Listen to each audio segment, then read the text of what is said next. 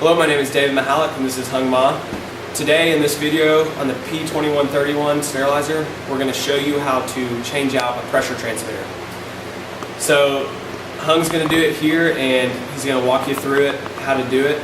And so before we start though, for safety, you're going to want to have the sterilizer depressured, de-energized, and you're going to want to check your analog gauges on the front just to make sure you're at zero pressure. You don't want steam leaking out as you break into the plumbing. A good check also is just to go ahead and open up your manual valves in the back just to make sure that you don't have any steam coming out of those, so you know you're at zero pressure before you break in. And allow this 30 minutes to cool down. Yes, so go ahead and let this thing cool because those will be hot. So we're cool, we're depressured, our power is disconnected in the back, and I think we're ready to start. First step is to remove the electrical connection. You do that by unscrewing the dead connector from the back side.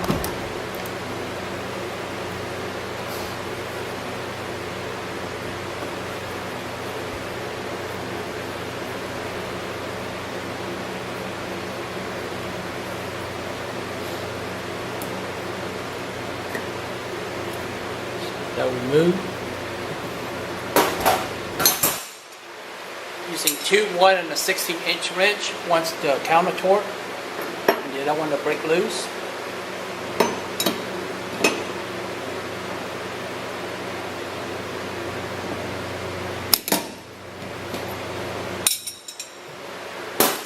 Once it's broke loose, you could manually loosen it.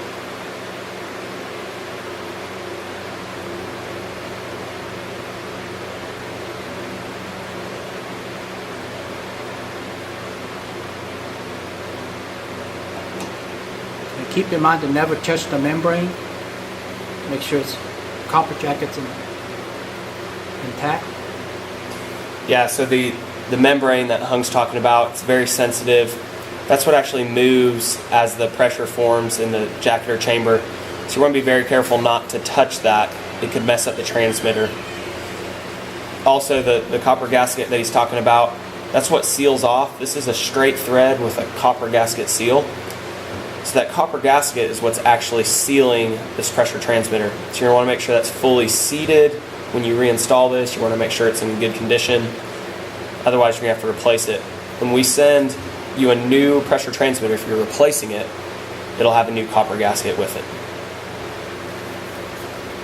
So, through installation process, opposite.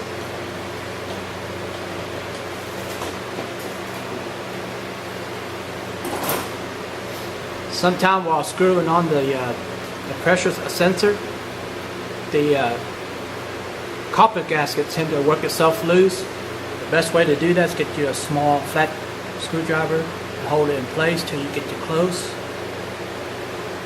and then finish off the rest.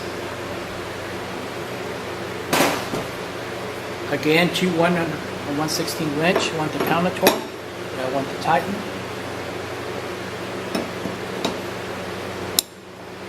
Snug. This fitting's a little different than some of the other fittings throughout the sterilizer. It doesn't require exactly a quarter turn like some of the swage lock fittings. He just went till it felt real snug and that copper gasket sealed up.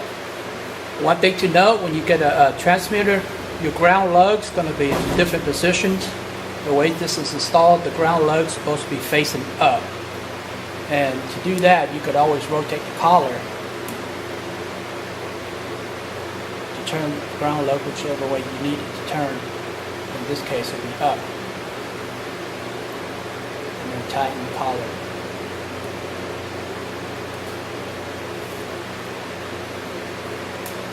The torque mark. He's putting that torque mark on there just to tell everybody else that this has been tightened for future maintenance personnel. We install DIN and tighten screw.